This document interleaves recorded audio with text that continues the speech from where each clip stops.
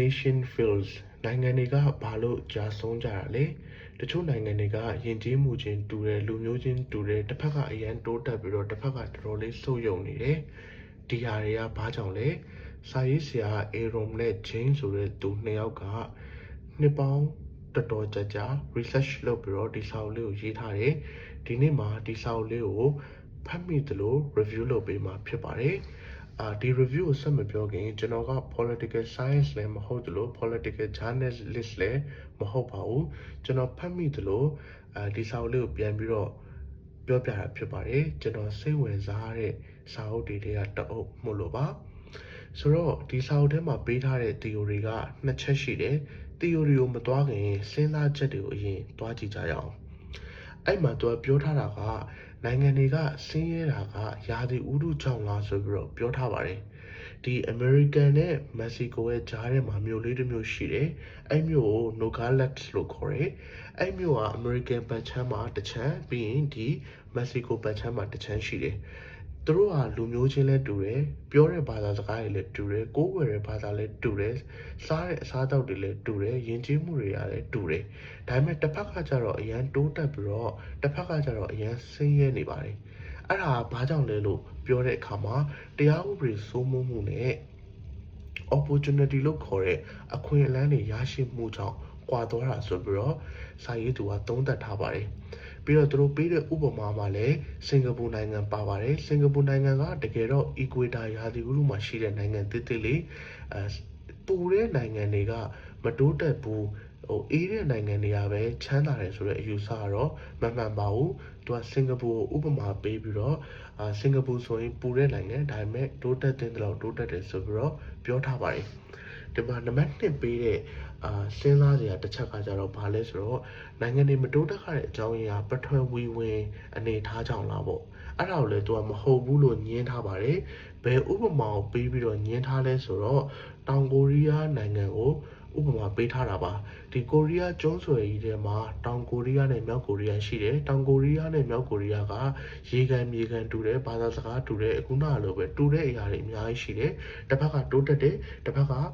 မတိုးတက်ဘူးဒါကဘာကြောင့်လဲဆိုတော့သူကဒီမှာအခုနဟာကိုပဲပြန်ပြီးတော့ပြောထားတယ်ဥပဒေစိုးမိုးမှုပြီးရင်ဒီ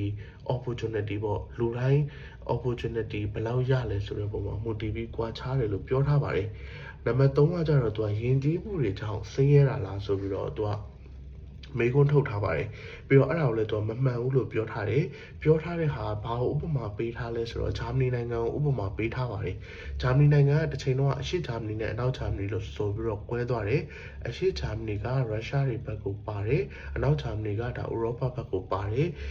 ခုနပြောခဲ့သလိုပဲယဉ်ကျေးမှုတူတယ်အစအရာရာတူကြတယ်ဒါပေမဲ့တစ်ဖက်ကတိုးတက်ပြီးတော့တစ်ဖက်ကဆုပ်ယုပ်ပြီးတော့ကျန်ခဲ့တယ်အဲ့ဒီရဲ့စိုးမွေကိုဒီနေ့အထိဂျာမနီကခံနေရတော့ဖြစ်တယ်အဲ့ဒါဘာကိုပြောချင်တာလဲဆိုတော့လူထပ်ပို့ပြီးတော့အရေးကြီးတာကစနစ်ဖြစ်တယ်ဆိုတော့သူကစာရေးဆရာနှစ်ယောက်ကရည်ညွှန်းထားပါတယ်ဒီမှာ၄ခုမြောက်ပေးထားတဲ့ဥပမာကြတော့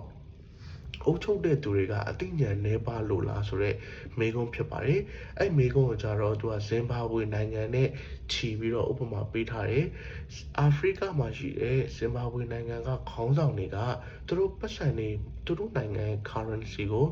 ဆက်ပြီးတော့ရိုက်ထုတ်မယ်ဆိုလို့ရှိရင်နိုင်ငံစည်းဝါးရေးကပြိုလဲသွားနိုင်တယ်ဆိုတာကိုသူတို့သိပါတယ်ဒါပေမဲ့ဒီ Robert Mugabe နဲ့သူ့ရဲ့နောက်လိုက်အပေါင်းပါတတိုက်ကောင်းစားဖို့အတွက်ကိုသူကပတ်စံတွေကိုရိုက်ထုတ်ခဲ့ပါတယ်အဲ့ဒီဟာရဲ့စိုးငွေကိုဒီနေ့အထိပြည်သူတွေကခံနေရပါတယ်တိုင်းပြည်ကလည်းပြတ်သွားခဲ့ပါတယ်အဲ့ဒါဆိုတော့သူကဆင်းရဲတာကစီးပွားရေးမလုပ်တတ်လို့ပြီးရင်မူဝါဒအမှားတွေချမှတ်တယ်ဆိုတဲ့ဟာကြောင့်ဖြစ်တယ်ဆိုပြီးတော့ပြောထားပါတယ်နံပါတ်5ကကျတော့တယံဇာတကျိန်စာကြောင့်ဆင်းရဲတာလားဆိုပြီးတော့မေးထားပါတယ်ဥပမာကတော့ဒီမှာကွန်ဂိုဆိုတဲ့နိုင်ငံကိုပေးထားပါတယ်အာဖရိကတိုက်မှာပဲရှိတာဖြစ်ပါတယ်ကမ္ဘာမှာအဖိုးတန်ဆုံးဆိုတဲ့တယံဇာတတွေကွန်ဂိုမှာထွက်တယ်ဒါပေမဲ့လက်ရှိအချိန်တွေမှာကွန်ဂိုကကမ္ဘာရဲ့အဆင်းရဲဆုံးဆိုတဲ့နိုင်ငံထဲမှာပါနေပါတယ်ကွန်ဂိုမှာရှိတဲ့ကျွန်တော်ရဲ့တငယ်ချင်း James ဆိုတဲ့တယောက်ကပြောဖို့ပါတယ်သူ့နိုင်ငံမှာတဲ့ဘောပင်လေးတစ်ချောင်းဝယ်ဖို့တဲ့10 USD $10ပေးရတယ်တဲ့ဆိုတော့သူကကျွန်တော်မေးတာပေါ့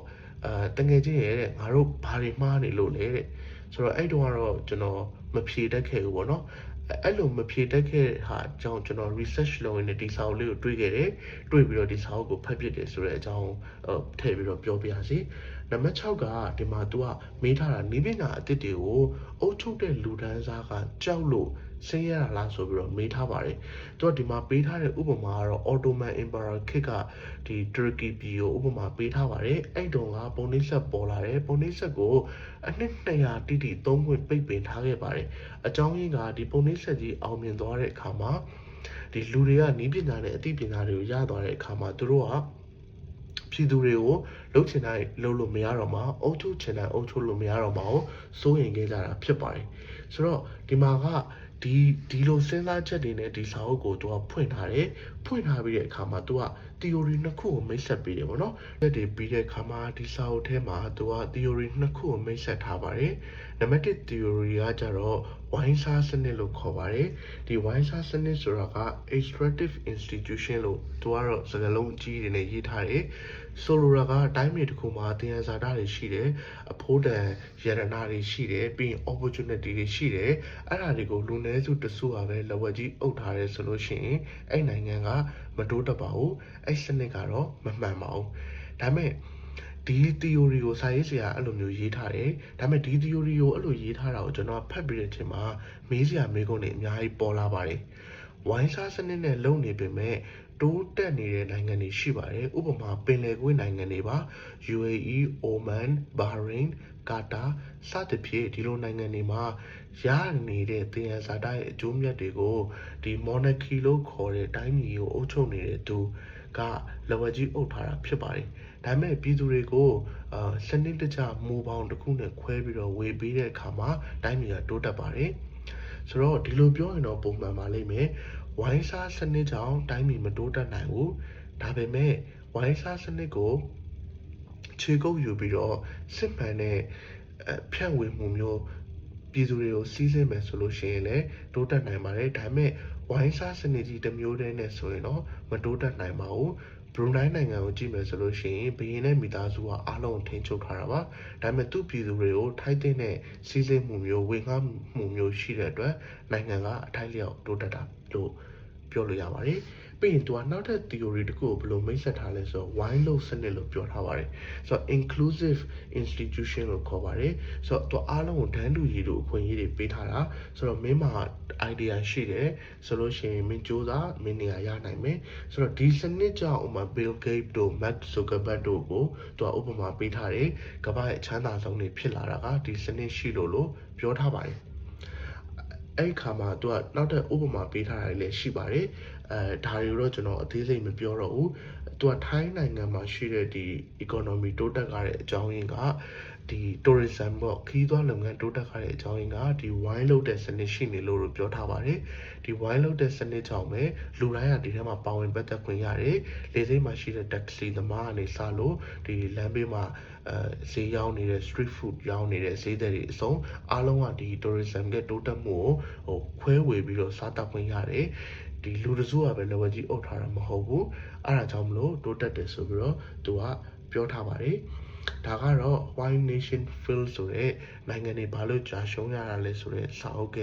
ကျွန်တော်ဖတ်မိသလောက်နားလည်သလို review လေးပေးထားတာဖြစ်ပါတယ်တခုခုအကျိုးရှိမယ်လို့ယုံကြည်ပါတယ်မဖတ်ရသေးဘူးဆိုဒီစာအုပ်ကိုသွားပြီးတော့ဖတ်ကြည့်စေချင်ပါတယ်ဒီစာအုပ်ကိုကျွန်တော်ထပ်ပို့ပြီးတော့အသေးစိတ်ရှင်းပြထားတဲ့သူတွေလည်းရှိကောင်းရှိပါလိမ့်မယ်သူတို့ဗီဒီယိုလည်းကြည့်တင်ပါတယ်ဒါကိုကြည့်ပြီးသွားပြီဆိုရင်တော့ကမ္ဘာကြီးမှာချမ်းသာတဲ့သူကချမ်းသာတဲ့နိုင်ငံတွေကဘာလို့ဆက်ပြီးတော့ချမ်းသာနေပြီးတော့ဆင်းရဲတဲ့နိုင်ငံတွေကဘာတွေများမရှိလို့ဆင်းရဲသွားတာလဲဆိုတာကိုကျွန်တော်တို့သိနိုင်မှာဖြစ်ပါတယ်မင်္ဂလာညချမ်းပါ